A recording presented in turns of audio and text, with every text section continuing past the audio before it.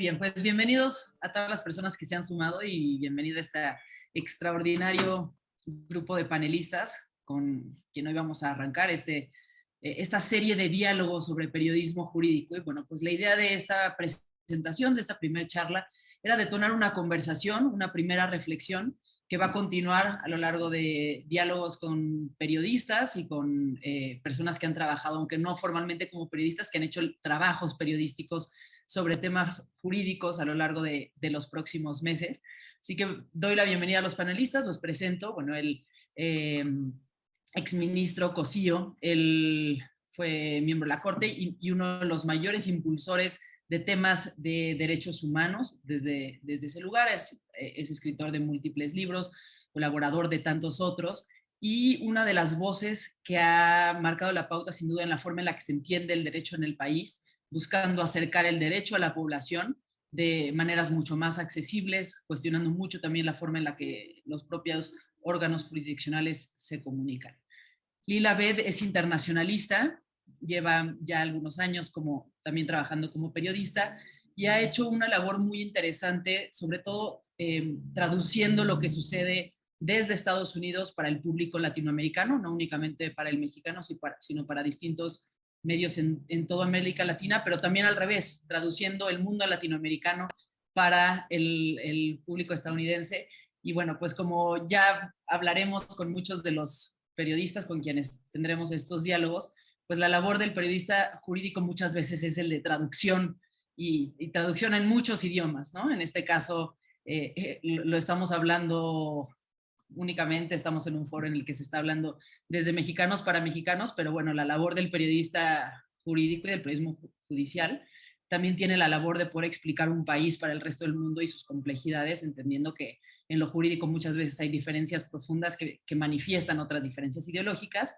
Y bueno, finalmente Carlos Puig, un reconocido, admiradísimo a nivel personal periodista, él ha sido profesor por más de 10 años de periodismo jurídico, y quien ha realmente traído y me parece generado una cultura por muchas generaciones de la relevancia de hablar de los procesos jurídicos realmente en español, ¿no? Y poder traducir procesos muy complejos y que nada más ha demostrado que ser periodista jurídico no es hablar de cosas áridas y complejas, sino que son los problemas de la realidad cotidiana, ¿no? Lo que pasa en un ministerio público, lo que pasa con la cuestión de los desaparecidos, los temas más actuales de la violencia o del narcotráfico. Carlos Pucha ha demostrado que el periodismo jurídico realmente aporta un conocimiento y una comprensión sobre qué es lo que está pasando y una de las posibles rutas también para solucionar pasa por pues modificar procesos y cambiar conductas dentro de las autoridades, dentro de los propios procesos judiciales. Así que bueno, pues estos son nuestros panelistas. Bienvenidos también a las personas que nos acompañan. Me siento muy honrada de poder conducir este espacio. Mi nombre es Fernanda Caso, yo soy periodista, conduzco el podcast de Semanario Gato Pardo y bueno, pues con esto damos inicio al panel en el que nos encontramos. Quisiera empezar por preguntarte a ti, Carlos, ¿cuál es la relevancia de hablar de periodismo jurídico en este momento de nuestro país? Hace una década, por invitación de Ricardo Rafael, me junté con Sergio López Ayón y Tony Caballero porque nos regaló 4 horas para la nueva maestría de periodismo y nos dijo que teníamos que hacer algo así que se llamaba periodismo jurídico. Y entonces 2 horas Sergio y Tony daban la parte de derecho y 2 horas yo con Tony, que se quedaba conmigo, y Sergio a veces dábamos la parte periodística. Y lo primero que nos preguntamos es cómo hacíamos para que unos periodistas formados como periodistas, porque primero tenían que ser periodistas, que solo habían aprendido una cosa en preparatoria que se llamaba Derecho Positivo Mexicano, y que luego tenían que ir a cubrir un juicio o ir a un ministerio público porque habían detenido a alguien o los llevaban para presentar a alguien, tal entendieran qué estaba pasando. Y yo decía entendieran para que después contar. Y fueron muchas comidas con Sergio y Tony para preparar eso. Y lo que entendimos era que por la situación del país teníamos que tratar de transmitir que los periodistas jurídicos no eran abogados, y esto era importantísimo para nosotros, que los periodistas tenían que entender y que tenemos que convencer al público cuando escribimos que como los abogados hablan otro idioma, nosotros tenemos que hablar el idioma de quienes nos leen y tenemos que ser buenos intérpretes de esa parte, y que no por ser lo legal, que tenía una especie, lo legal en México todavía tiene esta especie de cosa de esa allá arriba y mira cómo se visten y mira la formalidad de los jueces y etcétera, etcétera, ¿no? Y el horror de los ministerios públicos, ¿no? Estos dos contrastes, que teníamos que construir narrativas sobre personas. Y a lo que y yo creo que eso poco a poco se ha ido transformando. No ha sido fácil, todavía nos falta mucho, pero uno, tenemos que formar en derecho a los periodistas, pero que ya son periodistas, y tenemos que entender, esto es fundamental en lo que hacemos, en lo que hemos hecho en la maestría, y ha sido fundamental para lo que hemos trabajado en los medios que yo he trabajado, es entender que así como la ciencia tiene su propio lenguaje, el derecho tiene su propio lenguaje, ¿no? Y de broma siempre decimos, los abogados hablan su propio idioma. Nuestro idioma tiene que ser el que nos entienda, ¿no? Y ese es nuestro trabajo siempre más difícil. Pero solo se puede hacer si convencemos a los periodistas que no es suficiente derecho positivo mexicano de tercero de prepa para poder después cubrir un proceso judicial o una demanda o un arresto o todo eso, que hay que aprender más y que cada vez más la ley está en medio de nuestras vidas. Y termino con una cosa, esta primera intervención. Y lo que más nos ha costado en estos 10 años por mucho es convencer que a nuestros periodistas jóvenes que lo que ven en la tele y lo que han visto en la tele son series norteamericanas, y que esa ley y ese derecho no tienen nada que ver con el nuestro. Eso es bien difícil de convencer a los periodistas mexicanos de cuando van a contar, ¿no? No, oigan, no, lo que han visto en todas las series es son otras leyes, otra manera, otra construcción del derecho y de los procesos jurídicos. No sirven para explicarnos esto. Entonces, y lo más importante a final de cuentas, y ahora respondo, es porque creo que lo que sí hemos logrado de alguna manera cada vez más en los medios es que el derecho y los procesos jurídicos nos afectan a todos. Aunque no nos afecten, un día nos van a afectar. Y que si no estamos pendientes de ellos y si no los leemos, que son parte cotidiana de nuestra vida, pues. Que el Estado de Derecho, el derecho y la procuración de justicia es parte cotidiana de nuestra vida. Y eso cada vez, por suerte, lo entienden más los medios. Hoy puedo reconocer a varios buenos periodistas que están haciendo eso y que lo hacen bien en sus medios, y que hemos logrado, creo, todos juntos, convencer un poco a los ciudadanos que no es una cosa aparte, etcétera, sino que es parte de nuestras vidas. Así empiezo. Muchas gracias, Carlos. José Ramón, desde la Corte hubo esfuerzos importantes por formar a la propia fuente del Poder Judicial, por que la gente que iba a hacer notas y a cubrir decisiones e incluso opiniones disidentes de los ministros lo pudiera hacer con un poco más de conocimiento. ¿Cuál fue la experiencia y qué ha pasado desde entonces? Mira, qué bueno que estamos todos aquí. Muchísimas gracias por la invitación, Fer. Y saludo a Carlos y también a Lila con mucho afecto. Yo trabajé en la Suprema Corte en 1991 como coordinador de asesores del entonces presidente Ulises Eichmil. Y entonces se decía que los jueces tenían este lema, que solo debían hablar por sus sentencias. Entonces los jueces, la Corte incluida, buscaban no salir en los medios. Esto era algo muy interesante. Tuvimos un jefe de prensa ahí que se llamaba Carlos Ravelo, y su función era prácticamente que la Corte no apareciera. Los pocos que venían, era lo que decía hace un momento Carlos, no tenían ninguna especialidad, iban a ver las notas rojas en la madrugada, no es broma, y después pasaban por la corte, yo me decía, tenía varios amigos, y así como, ¿qué ha habido de nuevo? Si quieres, me acuerdo, en esos casos, te cuento del impuesto de nóminas. Y no, eso no, adiós, y venían otro día, pero una cosa muy, muy peculiar. Cuando se dio ya la novena época, a mí me parece que la Corte sí tuvo que hacer varios ejercicios, uno por las atribuciones que tenía y otro muy importante porque tenía también el problema de legitimarse después del cambio tan importante que hizo el presidente Zedillo. Entonces fue una Corte que quiso salir muchísimo aquí. Y se empezó a formar a la fuente. En la presidencia del ministro Góngora, él abrió cursos específicos, le llamó a los medios y le pidió que le mandaran gente. De la jornada, por ejemplo, vino Chucho Aranda, Víctor Fuentes, que andaba entonces el Financiero y luego se fue de Reforma, Enrique Rodríguez, que estaba en Televisa, Salvador Maceda, que anda todavía por ahí, que en Televisión Azteca, es decir, ellos trajeron, y entonces empezó a haber una cotidianidad y empezó a abrirse esto. Y yo todavía no estaba desde lo de la Corte, pero sí me tocó ir a darles cursos a los periodistas. Los encerraban en algún lugar, en un hotel, o sea, y ahí les dábamos cursos que decía esto, si lo otro, en fin, para que fueran como formándose. Y eso yo creo que fue una generación importantísima. Y luego cuando estaba Gabriel Barkentin y Pepe Carreño en la Ibero, se dio un curso, un diplomado como de 6, 7 meses para ellos, y otra vez estuvimos tratando de educar. Ya después no tuvo eso continuidad. Yo creo que hoy en día sí hay una fuente que trabaja, que entiende, a veces es muy complicado, pero sí hay ese esfuerzo que se ha estado haciendo. Tengo la impresión que se han ido sustituyendo, ¿no? Hoy está Diana Lastri en Universal, en fin, ustedes tuvieron a Ramírez, ¿no? En los periódicos, aquí en el Milenio, en fin, entonces se han ido sustituyendo todas estas personas, pero hoy sí creo que hay un cambio central de lo que había en 1991 a lo que existe actualmente.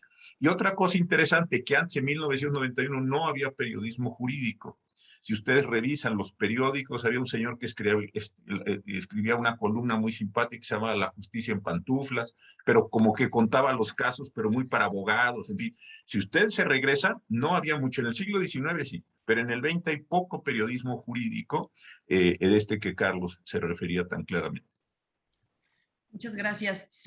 Lila, tú tuviste una experiencia el año pasado particularmente en donde creo que el mundo entero tenía dudas sobre lo que estaba pasando en Estados Unidos. ¿Quién iba a quedar como presidente? ¿Qué reglas había en cada estado para el recuento o no recuento de votos? ¿Quién pagaba ese recuento de votos? ¿De qué dependía? ¿Si tenía que haber testigos? Es decir, fue un proceso tan complicado, tan complejo, que había que estar metido en las leyes para poder hacer el trabajo de periodista, ¿no? que tú estuviste haciendo desde allá y que además me parece interesante la forma en la que lo combinabas, ¿no? Por un lado, participando en espacios tradicionales, pero bueno, sin duda con extraordinarios hilos que a muchos nos ilustraron sobre realmente qué era lo que estaba pasando. ¿Qué se debe tomar en cuenta al momento de hacer este tipo de relatos? También para, uno, no perdernos en las minuciosidades, ¿no? Del procedimiento, el detalle absurdo que ya no es interesante, pero dos, para realmente lograr explicarle a un público amplio que tal vez está en distintos países, como los que a ti te siguen, que no está únicamente en un país y que tal vez no se relaciona directamente porque pues, nuestros sistemas electorales funcionan tan distintos a los que funcionaban allá. Sí, Fernanda, muchas gracias. Primero que nada, les quiero agradecer la invitación porque admiro a los tres profundamente y para mí es un honor estar aquí con ustedes el día de hoy. Sí, efectivamente me tocó cubrir la elección presidencial del año pasado en Estados Unidos, que ya se esperaba que iba a ser muy turbulenta porque el expresidente Donald Trump, desde que inició su campaña, decía que iba a haber fraude, aun cuando nadie había votado, ¿no? De antemano ya estaba diciendo que iba a haber fraude en un sistema que verdaderamente no existe como tal el fraude masivo en Estados Unidos en realidad no existe. Entonces, yo no soy abogada, tampoco soy periodista de formación, van a decir qué haces aquí, pero soy internacionalista y durante mi carrera pues de algún karma de otra vida he estado cerca de abogados, estuve en la PGR y luego trabajé en un despacho de abogados internacional en la capital de Estados Unidos. Entonces, en realidad tuve que estar expuesta, metida, no solamente a entender las leyes, el sistema jurídico de Estados Unidos, sino también entender cómo funciona el mexicano para poder relacionar un caso que ocurre en Estados Unidos que tiene relevancia en México, al igual que en otros países en América Latina. Pero regresando al tema, porque tiene relevancia, a la elección presidencial del 2020, no solamente vimos que era una elección en la cual no se dieron los resultados, ¿no? El 7 de noviembre se tuvo que esperar fácil 6 días para conocer los resultados, y todos los medios de comunicación, bueno, no todos, pero la mayoría decían, ya ganó Trump, ¿no? Ganó Trump, ya tiene los votos, y ahí es a donde empiezas a entender que te tienes forzosamente que clavar en las leyes y en el sistema electoral de Estados Unidos para entender que las tendencias le iban a favorecer a Trump al principio. ¿Por qué? Porque los republicanos habían dicho que iban a votar en persona, porque sospechaban mucho del voto por correo, porque así se los dijo Trump en su momento. Entonces, la mayoría de las personas que votaron previo al 7 de noviembre, la mayoría eran demócratas. Y los que votaron en persona, la mayoría eran republicanos. Entonces, cuando empiezan a tabular los votos, la tendencia se va hacia Trump. Y muchos periodistas dijeron, ya ganó Trump. Y yo en mis distintos hilos, que te agradezco mucho por mencionarlos, y en los medios de comunicación decía, esperen, faltan los votos por correo, se van a venir contando en los próximos días, esos van a cambiar las tendencias, hay que enfocarnos en los estados bisagra, porque finalmente es los estados y los delegados que representa cada estado en el colegio electoral los que determinan quién gana la elección presidencial de Estados Unidos. Y no me puedo meter mucho detalle porque me tardaría un año de cómo funciona el sistema electoral, pero a lo que voy era tratar de encontrar una manera de explicar el sistema electoral jurídico de Estados Unidos a un público extranjero. Mi público era obviamente dominante mexicano, pero también para un público latinoamericano, de digerir los componentes más importantes. ¿Por qué se hace el colegio electoral? ¿Cuál era el pensamiento de los padres fundadores en Estados Unidos? ¿Y por qué por qué se convirtió en una de las elecciones más polémicas en la historia de Estados Unidos? Que culminó con el ataque al Capitolio el 6 de enero, en donde aún cuando ya se habían certificado, bueno, ya se habían contado los votos en el colegio electoral que se hacen el 14 de diciembre, pero el Congreso en una sesión en conjunto, el 6 de enero se junta para contar de manera formal los votos que se emitieron en el colegio electoral, y lo preside el vicepresidente en turno, que es también el presidente del Senado. Entonces, cuando llega Mike Pence, ¿no? Y le pide Trump que tumbe la votación de los delegados, ¿no? Del colegio electoral, primero Mike Pence no podía hacer eso, porque se tumbaban los votos, si un estado llegaba y decía, tenemos tantos votos para Trump, tantos votos para Biden, para que se tumbara un estado como tal en el colegio electoral, se tenía que dividir, se tenían que separar las dos cámaras, el Senado, la Cámara de Representantes, y tenían que votar por separado y luego llegar a ver si se tumbaba o no el conteo de los votos de los delegados en el colegio electoral. Para todo esto fue un momento para mí muy interesante, en donde todo lo que no debió ocurrir, o sea, lo que uno nunca se espera que ocurra en una elección presidencial en Estados Unidos, pasó. Pero aparte el ataque al Capitolio y luego se convierte en el segundo juicio político de Donald Trump, en donde se le acusa de la insurrección en Estados Unidos. Vemos que es el único presidente que enfrenta 2 juicios políticos en la historia de Estados Unidos. Únicamente 3 presidentes han enfrentado juicios: Johnson, Clinton, 2 veces Trump. Nixon iba a enfrentar uno, pero renuncia en el 74 y no enfrenta el impeachment. Entonces, fue un momento muy, muy interesante, y a mí la verdad me enseñó que la única manera de cubrir un evento así es conociendo las leyes, es conociendo el sistema jurídico, pero conociéndolo a detalle, Fernanda. No es un tema nada más de decir, sí, el colegio electoral, esto, no. ¿Qué pasa? Ok, el colegio electoral, los votos de la población, el colegio electoral luego viene, ¿qué pasa si en una sesión en conjunto que no suele suceder, qué pasa si quieren tumbar al colegio electoral? ¿No? Digo, se quedaría en un limbo en Estados Unidos tremendo, y eso es lo que estábamos enfrentando. Entonces, creo que eso me enseñó mucho para las otras coberturas que he hecho durante los últimos años, tanto como la crisis en Afganistán, como lo que ocurre día a día en el Congreso de Estados Unidos. He estado también haciendo la labor de entrevistar de manera física y personal a los senadores, a los representantes de la Cámara Baja de Estados Unidos. Y a partir de noviembre voy a estar ya en la Casa Blanca, pues como corresponsal, ¿no? Cubriendo los temas internacionales y nacionales más importantes que tengan relevancia para México. Y siempre me llevo esa enseñanza de que la única manera de verdaderamente reportar de una manera fidedigna es conociendo a fondo los temas, haciendo las investigaciones y conociendo los sistemas jurídicos de los países que vas a cubrir. Muchísimas gracias, Lila. Y bueno, pues sí, sin duda un proceso complejísimo y que es parte de lo que queremos abordar en estos diálogos, que el periodismo jurídico no es únicamente periodismo de lo que pasa en un juzgado, ¿no? Sino es un periodismo mucho más amplio que pasa por las reformas en el Congreso, por procedimientos políticos, como puede ser un juicio político o una elección, y también estrictamente lo que pasa en un ministerio público, en un tribunal o en la Suprema Corte. Y justo en este último aspecto, quisiera hacerte una pregunta, Carlos. Hay historias de terror de cuando mandas a tus alumnos a pasar una noche o 2 noches al ministerio público, ¿no? A entender cómo funciona, cómo llega la gente, cómo se le atiende, qué tipo de pleitos se dan en ese lugar. ¿Cuál es la importancia de que un periodista esté familiarizado con este tipo de entornos, independientemente de que esté cubriendo una nota en concreto, ¿no? Porque tal vez en ese momento no es que ya vayan siguiendo una historia, sino es más bien, digamos, eventualmente sale un trabajo académico que se hace ahí, pero pues el objetivo es que conozcan, según entiendo. Sí, hemos hecho el ejercicio algunas veces y el objetivo es, en ese proceso, pues, nuestros ministerios públicos son la primera puerta. Y los ministerios públicos generalmente, bien lo decía el exministro Cosío, bien lo decía José Ramón, eran terreno de la nota roja, ¿no? Muchos años.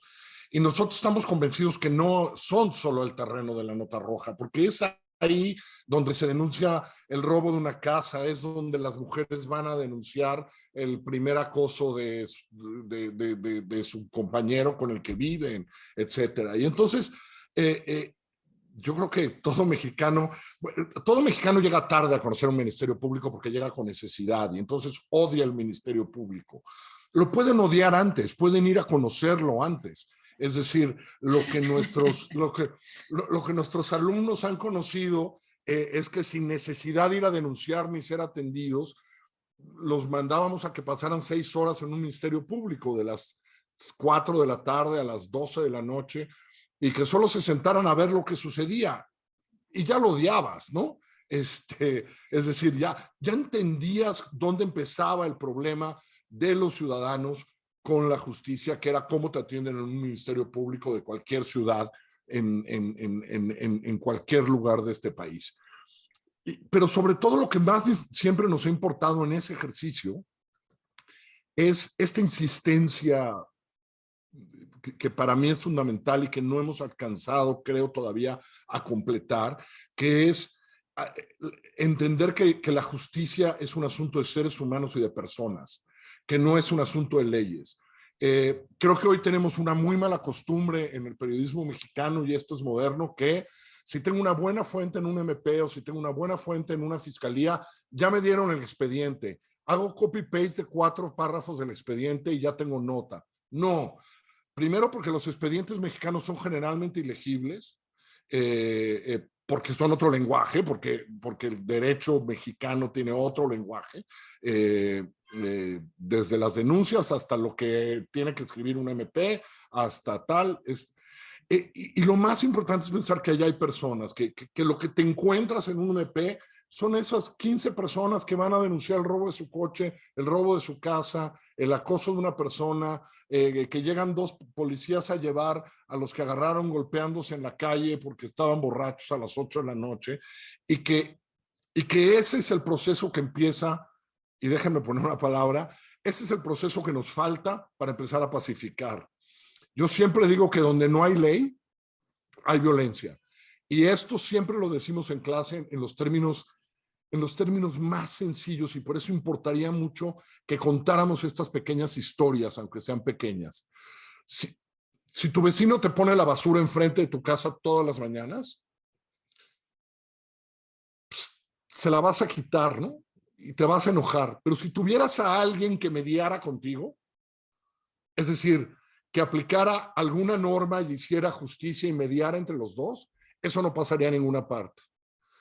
Como no lo hacemos en México, porque o no hay la mediación o la mediación y la justicia no importa, etcétera, etcétera, eso va a acabar en violencia. Eso va a acabar un día en que cuando vea a mi vecino poner la basura enfrente de mi casa, porque no la quiere poner enfrente de la suya, lo voy a agarrar a golpes. Porque estoy harto, porque llevo 15 días en eso, ya hablé a la delegación, ya hablé, ya puse una tal. Bueno, ahí empieza nuestra violencia cotidiana. La justicia cotidiana, sobre todo, está ahí para que haya un tercer interventor que acabe la violencia entre dos partes, sea el Estado y otro, sea quien sea. Eso solo lo logras si conoces un ministerio público, antes de conocerlo por necesidad. Porque el día que lo conoces por la necesidad, lo vas a odiar. A todos nos ha pasado. Todos hemos odiado un ministerio público cuando nos sucede algo, cuando nos roban algo, cuando tenemos algún problema. Ese es un ejercicio que creo que todo periodista debe hacer y debe ir y contar. Porque ahí es donde te encuentras la falta de recursos de los ministerios públicos. No son todos unos diablos espantosos, no, son ministerios públicos que son muy pocos y tienen expedientes de este tamaño en los que van atrasados, ¿no? Porque no pueden con eso. Como les pasa a los jueces, como le pasa a los jueces en todo el país, en donde acaba de salir un muy buen reporte de impunidad cero hace un par de días, en donde señala que hoy gastamos en jueces la mitad que Brasil o la mitad que Perú. En jueces, tenemos muchos menos jueces que países similares a los nuestros. Y tenemos muchos menos ministerios públicos que en países, ¿no? Bueno, hasta que no te das cuenta de eso, y creo que eso todavía nos falta contarlo. Creo que hoy estamos exagerando en tener la fuente adecuada en la fiscalía y que te pase un expediente y ya tuve el expediente, tuve la denuncia. Porque además son un poco ilegibles y no los traducimos al español que se lee todo. Por eso me parece muy importante que conozcamos esos pequeños lugares donde la justicia cotidiana sucede todos los días. Carlos, quisiera hacerte una segunda pregunta sobre esto mismo que comentas, y es que creo que siempre hay dos valores que entran en tensión con la intención de informar o con el trabajo periodístico, que son el derecho a la privacidad y la presunción de inocencia. ¿Qué medidas tiene que tomar un periodista cuando se acerca a un litigio o a una acusación para cuidar estos dos valores de las víctimas, de presuntos culpables, sin violar también lo que serían sus derechos frente al derecho a la información que puede tener la ciudadanía en un caso relevante? Voy a ser muy honesto y no sé si esto va a caer bien en quien nos escucha o no. Yo creo que el concepto de presunción de inocencia que llegó a nuestra Constitución por fin hace algunos años ha sido uno de los grandes fracasos del periodismo mexicano como formador de opinión pública. Yo creo que hoy los ciudadanos mexicanos no entienden qué es eso, la presunción de inocencia. Que no lo hemos transmitido. Sé que la ley mexicana es nuevo, es relativamente nuevo, porque llegó con el nuevo sistema de justicia penal, pero es un gran fracaso todavía. Yo creo que lo hemos hecho muy mal los medios, que algunas instituciones como las fiscalías no ayudan en cómo lo hacen, ¿no? Que la politización de la política tampoco ayuda, pero yo creo que este es uno de nuestros grandes fracasos comunicando, el de la presunción de inocencia, y es una pena, pero lo es. Y en el derecho a la privacidad lo hemos ridiculizado de tal manera que también no lo hemos hecho bien. Creo que todavía en los boletines de la Fiscalía General de la República se refieren a Emilio Lozoya como Emilio L., ¿no? Esta ridiculez, ¿no? ¿no? Entonces, porque lo que hacen las fiscalías es que dan el apellido correcto y luego sacan el comunicado y le ponen Juan N. No, todos sabemos, es si ya le hablaste al reportero, si ya te lo dijiste.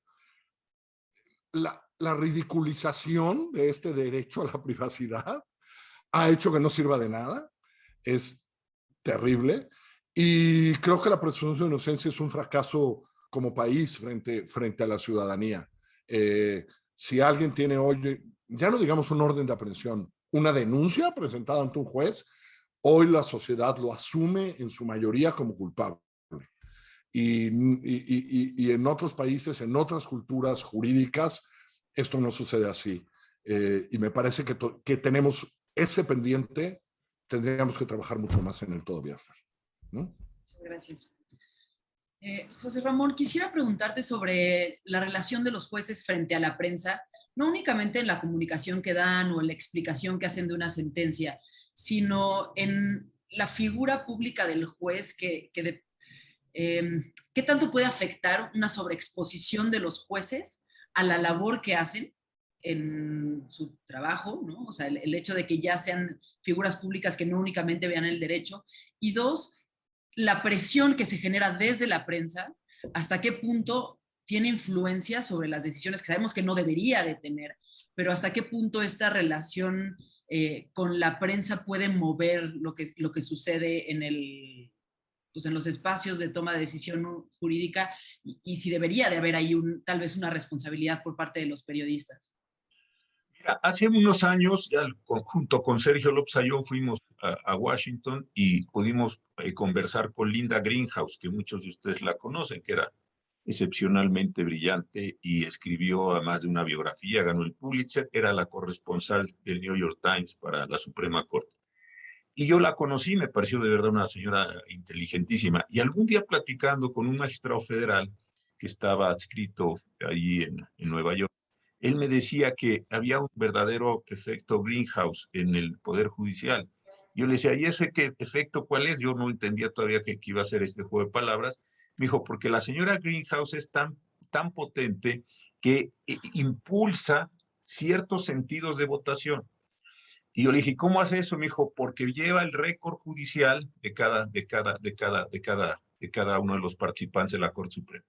Entonces ella, por ejemplo, decía, en este asunto es altamente probable que la señora Sandra Day O'Connor vote así o asado, o que el señor, yo qué sé, Rehnquist o quien sea, vote, porque ella no solo hacía este periodismo de describir lo que lo decía muy bien Carlos, no de describir solo la sentencia, de decir lo que ya, bueno, eso se puede saber si entra a la página, pero todo el conjunto de implicaciones, porque este asunto que estaba después entró antes, porque este asunto que era aparentemente muy relevante no apareció, porque asuntos pequeños se vuelven. Todo eso la señora Greenhouse lo llevaba muy bien, lo iba conduciendo, y ese yo creo que era un periodismo. Entonces, la impresión que yo tengo desde ese momento que me lo contó, nos contó a Sergio, a mí, a Tony, justamente, a Caballero, también andaba por ahí Alfonso Oñate, nos los contó, era interesantísimo, y yo creo que sí existe esta idea. ¿Por qué? Porque los jueces también van buscando sus clientelas, van buscando sus apoyos, tampoco los jueces son los ángeles. Entonces tú te das cuenta que ciertas decisiones, ciertos ministros o jueces o magistrados, pues las impulsan mucho porque saben que tienen un constituency ahí que les va a apapachar, que les va a reconocer, etcétera, con el que quieren estar bien, y otros que absolutamente no les interesa. Pero este sí me parece que con el tiempo se puede volver un juego sumamente peligroso. ¿Por qué? Porque tú tienes que estar alimentando el constituency repetidamente con determinado tipo de decisiones que sean de un tipo que a ti y a él y a ellos les interesa. Esta es una parte que a mí me parece muy, muy, muy peligrosa. Tampoco era la idea vieja de el juez solo habla por sus sentencias, no, yo creo que la judicatura tiene que explicar también sus sentencias, con varios ministros. A mí me tocó un poco hasta hacer vocería en los periodos de Azuela, en el periodo de Ortiz Mayagoita, en fin, me pedían que yo saliera y explicara la sentencia, pues la explicaba en términos lo más sencillo posible, en este lenguaje complejo de cualquier forma, para decir, mire, lo que la Corte resolvió es esto y esto y esto y esto. Esa parte a mí me parece bien, pero ya empezar a jugar y empezar a satisfacer a estas clientelas, todo, me parece que es un juego que puede llevar en un determinado momento a que con una buena intencionalidad o con una buena comprensión de las cosas, tú empieces a conducir, como decía esto de la señora Greenhouse, por eso traigo el ejemplo, determinada forma de presentar o no presentar estas decisiones. Y la última cuestión que me parece central, no todos los jueces, o la mayoría de los jueces, mejor dicho, no tienen un entrenamiento jurídico. En Estados Unidos, alguna vez estuvimos observando también algunos procesos, allí se les da a los jueces algunas herramientas de comunicación para que sepan cómo contar, qué contar, a quién, bajo qué formatos, etcétera, etcétera. Aquí no. Entonces, la mayoría de los jueces se hunde, no quiere que se hable de su sentencia, la notifican en los medios normales, procesales, ordinarios, y empieza esto a irse construyendo de otra forma. Entonces, aquí el periodismo sí tiene que ir a sacar las sentencias. Tiene que extraer sentencias buenas y malas, sugerentes y no, e insisto, empezar a llevar el récord individual para que se vaya viendo por qué hubo estas variaciones de criterios o por qué, insisto, unos casos que ha estado reportando muy bien Milenio no los ha puesto la Corte a consideración, ¿no? El artículo de Héctor Aguilar fue muy bueno hace ya varios meses. ¿Por qué sentencias tan importantes no salen? ¿Por qué otras menos importantes salen? ¿Por qué sobre unas hay una gran discusión? Yo creo que eso también es un periodismo que construye el fenómeno, no solo explica los elementos del fenómeno, 1, 2, 3, no, construye el etos, el sistema, como quieren llamarle, para que nos demos cuenta de lo que está pasando adentro, no solo en el caso de la resolución concreta, con la que nos sentimos muy contentos, sino la totalidad del fenómeno. Y ahí también me parece que tendría que haber una participación cuidadosa por parte de los jueces, pero desde luego muchas mayores habilidades en la parte de los que están reporteando para darse cuenta dónde están esos asuntos tan interesantes, porque a veces hablamos de lo que vemos, pero no podemos hablar de lo que no vemos. Y ese es un asunto también central para ir haciendo esta exploración del derecho, no solo de los jueces, pero estamos hablando ahorita en la pregunta de esto. Muchas gracias.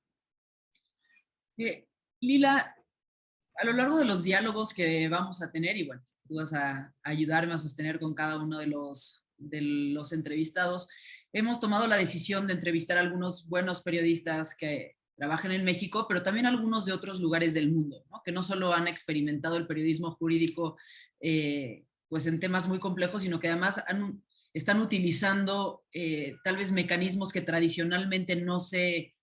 como que no los veríamos como de manera natural para hacer periodismo jurídico, como son documentales, podcasts, digamos, todas estas otras herramientas que ofrece el periodismo.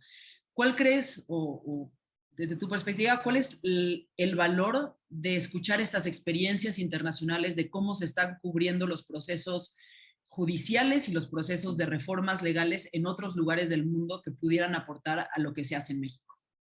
Parece que es sumamente importante porque hemos visto y las entrevistas que vamos a hacer, Fernanda, sobre temas que tienen un impacto, que surgen con una raíz nacional, pero que tienen un impacto internacional o regional.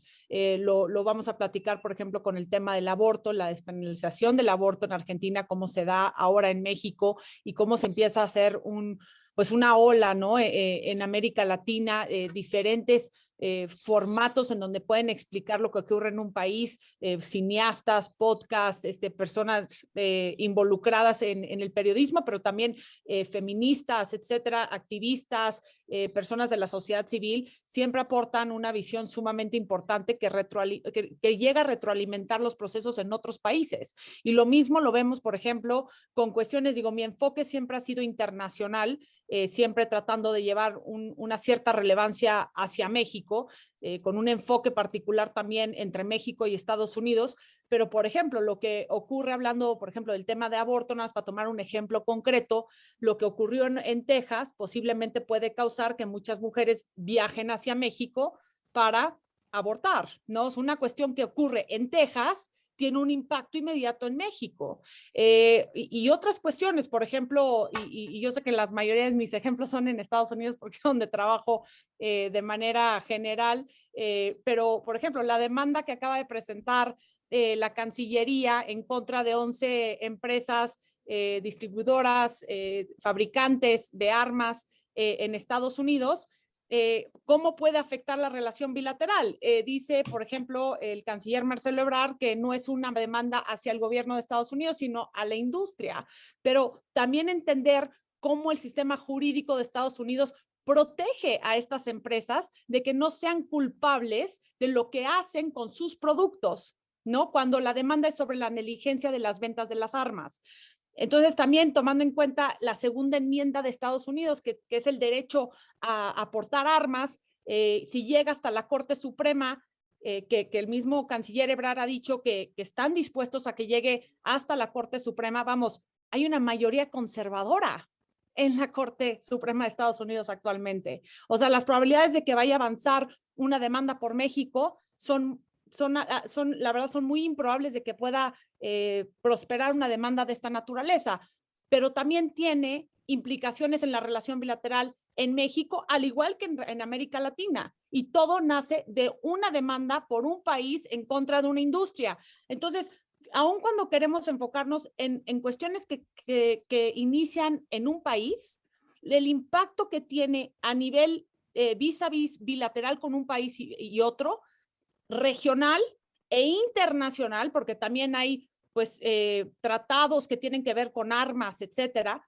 todo se empieza a hacer, ¿no? Empiezas de lo más chiquito a lo más grande y todo de cierta manera está conectado. Entonces, para contestar tu pregunta, creo que es sumamente importante entrevistar a personas que están cubriendo distintos temas en diferentes países, pero que sin duda es de interés para una región, pero también para el resto del mundo. Y estoy convencida de que cualquier materia, cualquier asunto que nace en un tema jurídico normalmente marca un precedente en un país que luego puede tener algún impacto, consecuencia en otros países. Entonces, creo que es muy importante. También vamos a estar entrevistando a una persona que ha trabajado pues muy cercano en la frontera, ¿no? Y nos empezamos a dar una idea de cómo funciona también el sistema migratorio de Estados Unidos, que de cierta manera también cae dentro del sistema jurídico, ¿no? O sea, ¿por qué ahorita hay una crisis migratoria?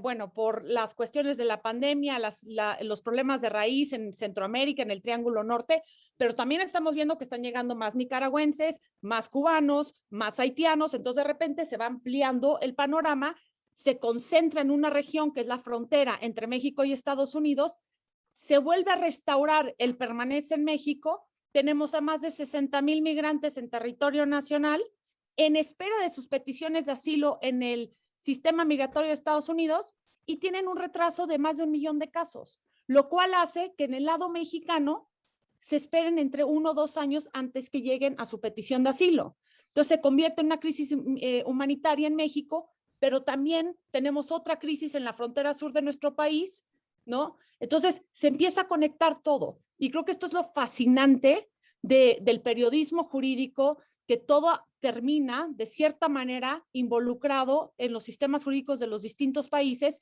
y cómo una cuestión puede ir afectando y ampliándose a diferentes países sobre un tema. Muchas gracias. Carlos, José Ramón nos hablaba de cómo los jueces no tienen una formación muchas veces en comunicación, particularmente en México, no se les explica cómo hablar con la prensa, pero en realidad, fuera de los periodistas, las demás ramas no tienen una capacitación de cómo comunicarse con la prensa. Y esto es algo que afecta mucho al periodismo jurídico, digo, debe afectar también a las ciencias y afectar también al fútbol y a otros ámbitos, pero en el caso del periodismo jurídico no solo son los jueces, tampoco los ministerios públicos están preparados, tampoco los policías, tampoco los abogados de las víctimas. ¿Qué se puede hacer?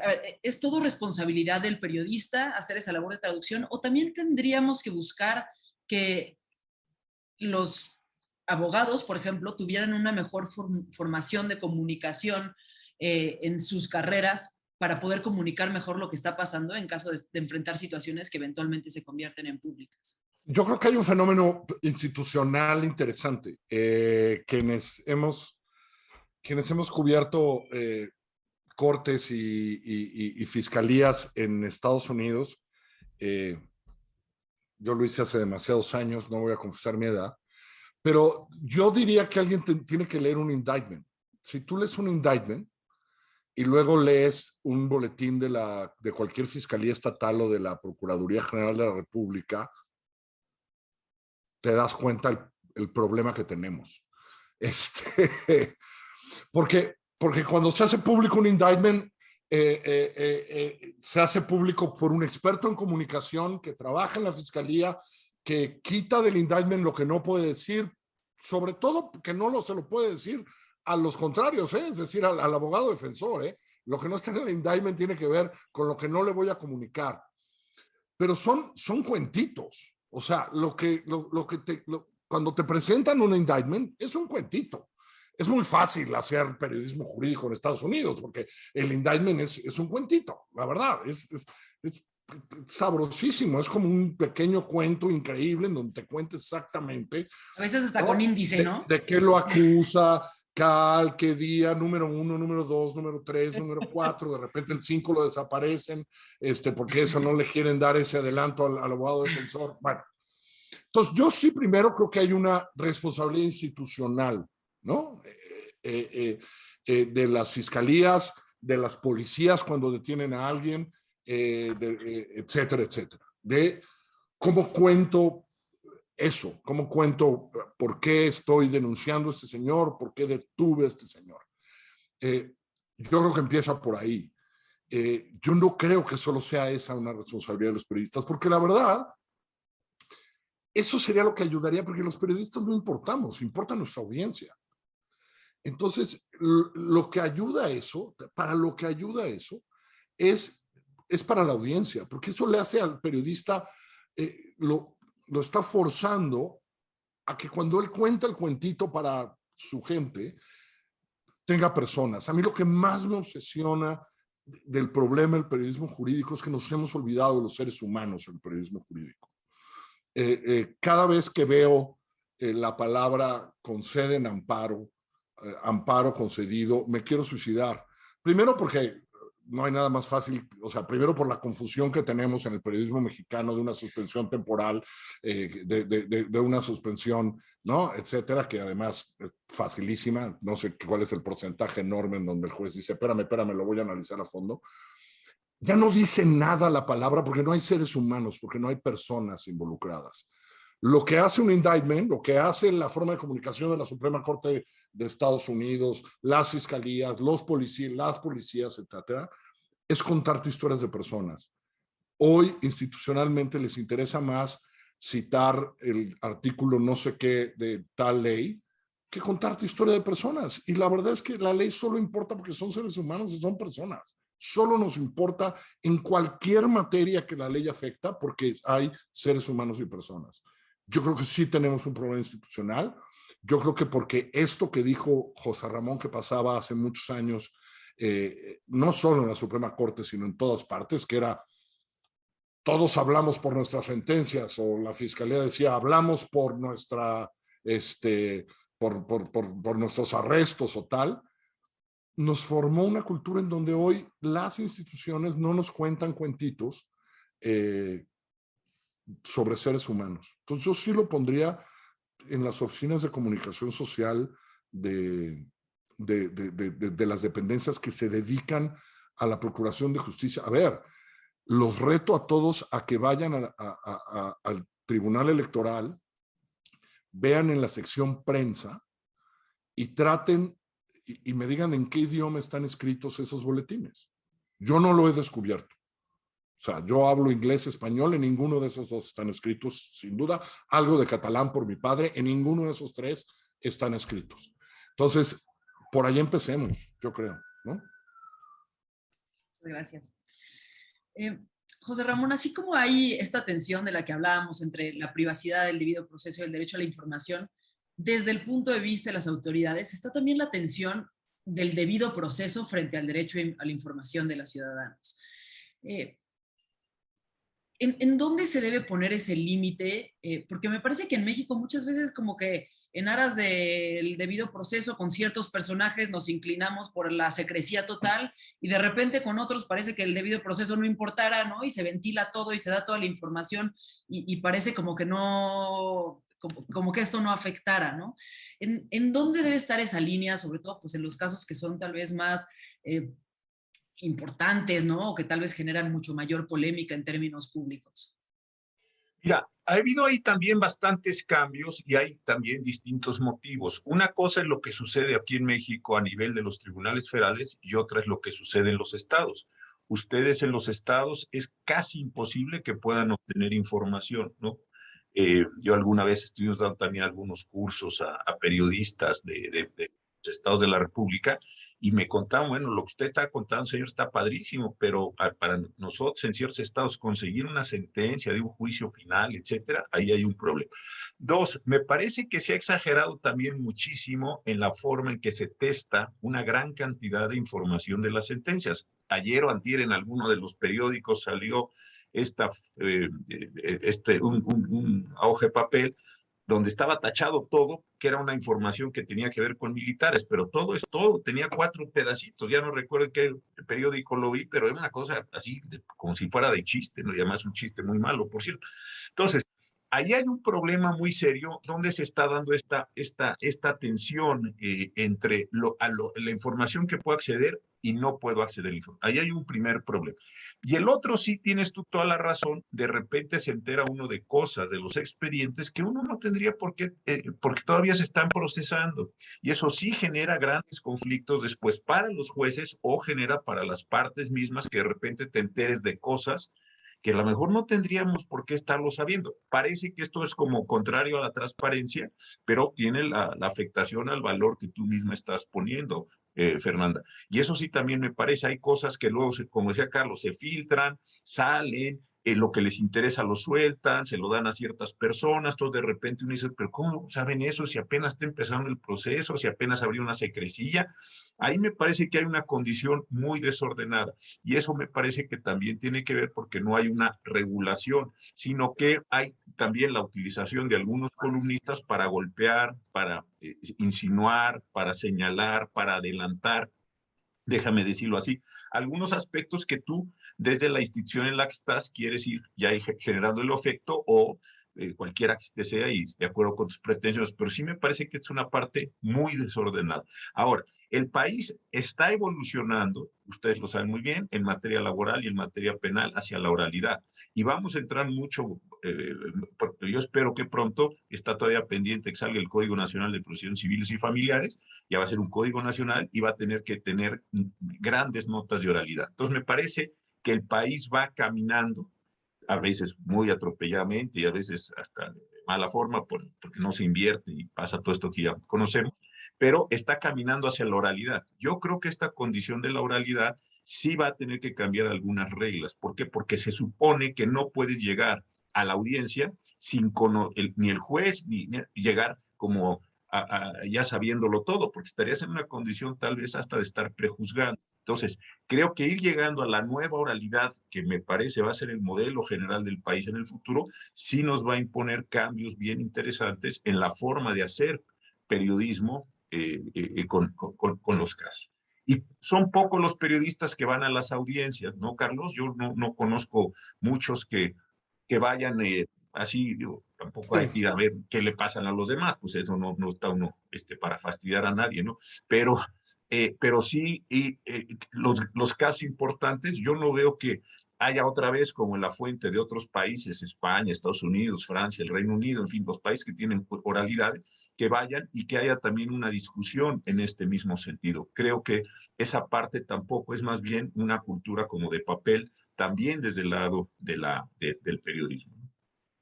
No sé si Carlos quieras responder esto. No, a ver, yo creo que todos estábamos muy esperanzados que esto empezara a suceder, se ha atrasado, pero yo creo que en la medida en que se abra a la oralidad, la gente va, o sea, vamos a ir. Es decir, los periodistas van a ir porque les va a interesar. Y lo que más me interesa es que entiendan lo que pase ahí, porque, ¿no? Porque que entiendan lo que pasa en esos intercambios y en esos diálogos. Exactamente, sí. Que se entienda eso, ¿no? Pero pues es un aprendizaje que espero que todavía tengamos tiempo, ¿no? Y que vayamos avanzando ahí. Ahora, una duda que tal vez es más técnica, José Ramón, no sé si como en Estados Unidos está muy regulado, ¿no? Por ejemplo, cuál es el papel de los periodistas o del público en estos juicios, ¿no? Entonces no se pueden meter cámaras, y entonces ahí ves los periodistas que hacen dibujos, ¿no? Y entonces Sí. lo que vemos son los dibujos de las audiencias. Hay otros en los que el juez decide que no puede haber prensa porque hay temas de privacidad, porque hay un menor de edad involucrado que es víctima, ¿no? Y todas estas discusiones que se han ido dando e incluso decisiones de la Suprema Corte al respecto, ¿no? De en qué punto se puede cerrar o no se puede cerrar un juicio oral. ¿En México hay algo de eso o todavía no hay nada? No, yo creo se que esté hay planteando? muy poco de esto. Todavía me parece que está la idea de que se tiene que publicar, ¿no? Que puedes tener acceso a esto, pero así como reglas de hasta dónde puedo llegar, qué puedo tener, a qué puedo acceder, si sería conveniente que se me diera una nota para entender ciertas cosas, no, me parece que todo esto está produciéndose y por supuesto hay distintos niveles de desarrollo. A lo mejor el Poder Judicial en la parte de los tribunales colegiados tiene mayor nivel de avance, pero en muchas entidades federativas esto yo creo que ni siquiera se lo han planteado, ¿no? Entonces sí hay muchísimas, ¿cómo te diré? Hay distintas posiciones y distintas velocidades conforme a las que está trabajando. Yo creo que este seminario, charlas que ustedes van a iniciar y que son tan importantes, yo creo que tienen esa idea, que también las personas que están haciendo periodismo, lo que ha estado Carlos y Ricardo Rafael, Sergio, López Ayón en el CIDE, que han estado impulsando para tener mejor periodismo jurídico, yo creo que estas charlas también, porque a veces tengo también la impresión que está toda esta cuestión del role model, ¿no? Si yo veo que unos cuates en India o unos cuates en Inglaterra, unos cuates en Argentina, donde están haciendo otras cosas de periodismo jurídico, oye, ¿por qué yo no se me ha ocurrido hacer una pregunta como, ¿por qué está pasando esto? ¿Por qué está pasando lo otro? Etcétera, etcétera, etcétera, etcétera. Lo que sea, Carlos, ¿cuáles son los sistemas de resolución de conflictos comunitarios? ¿Qué pasa al interior de los condominios donde luego hay unos pleitazos ahí a muerte? Y todo esto, ¿cómo se va como regulando? Yo creo que ver experiencias, uno puede decir, oye, a mí nunca se me había ocurrido, yo voy a hacer eso, pero para efectos de lo que sea, ¿no?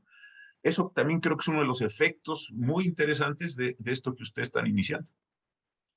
Muchísimas gracias. Y pues sí, bueno, justamente el objetivo de esta primera charla es generar interés, que se sumen a los diálogos que vienen, a los diálogos que vamos a tener. Y me gustaría, para cerrar, preguntarle a Lila, bueno, de los temas que vamos a tocar y de los países que vamos a abordar, pues que platiques así sin contar demasiado. ¿Cuáles son como los tres que a ti te llaman más la atención? Un poco para motivar a nuestra audiencia, pues también a que nos acompañen en el resto de estos diálogos. Pues sí, creo que primero como feminista, mujer, internacionalista, creo que el tema del aborto en América Latina va a ser un tema sumamente importante, también tomando en cuenta lo que está sucediendo en nuestro país. También el tema migratorio, que no nada más es un fenómeno en la frontera entre México y Estados Unidos, la frontera sur de México también, sino que es un fenómeno que se va a agudizar alrededor del mundo. Lo estamos viendo en Afganistán, lo vimos en Siria en 2005, vamos, son movimientos que van a estar aumentando también por el cambio climático, cuestiones sanitarias, falta de empleo, etcétera. Creo que esa temática va a ser sumamente importante, al igual que relevante para los años que nos esperan. Y creo que también pues estar cubriendo y entrevistando a personas que, por ejemplo, han hecho relatos, biografías sobre jueces, sobre qué parte de la vida de un juez escogen para el libro que están escribiendo, cómo cuentan la historia de un juez, cómo la historia personal influye o no en las decisiones jurídicas de ese juez. Creo que eso va a ser también sumamente interesante, Fer, y estoy muy contenta de poder co-conducir contigo estos podcasts, y también nada más resaltar que el mismo ejercicio que estamos haciendo tú y yo previo a hacer estas entrevistas, pues también en sí es un tema de periodismo jurídico, ¿no? Cómo desarrollar preguntas para que también el público entienda, le saquemos y aprovechemos de la mejor manera a los ponentes y a los panelistas que invitamos. Entonces también para mí esto es un ejercicio donde me vas a hacer a mí una mejor periodista, y estoy pues muy contenta de poder colaborar contigo y con José Ramón y con Carlos. Ha sido un gusto estar aquí con ustedes. Y sí, súmense a los diálogos porque van a estar muy interesantes. Muchísimas gracias. Yo también sumo dos que me entusiasman muchísimo. Uno es pues la cobertura que se hizo de uno de los grandes escándalos de corrupción en España, el caso Malaya, en Málaga, que bueno, además duró años, ¿no? Y entonces muchos de los temas que aquí hemos tratado de privacidad, de debido proceso, de presunción de inocencia, bueno, pues son temas que estuvieron presentes ahí. Y temas de juicios muy particulares, de investigaciones muy particulares, donde pues hay víctimas que son menores de edad, casos de abuso sexual, que pues son casos en los que los periodistas tenemos que tener un doble cuidado en la forma en la que los abordamos, nos relacionamos con las víctimas y cuidamos también los testimonios. Entonces, bueno, pues serán diálogos sin duda muy interesantes, con los que yo estoy muy entusiasmada, y pues agradezco muchísimo a Intellijuris y a Gato Pardo por habernos permitido esta oportunidad, habernos invitado a colaborar, y bueno, pues los esperamos en toda esta serie de diálogos durante los meses que vienen. Muchísimas gracias, José Ramón, muchísimas gracias, Carlos, por habernos acompañado. Gracias a ti, Fer. José Ramón, Lila, gracias.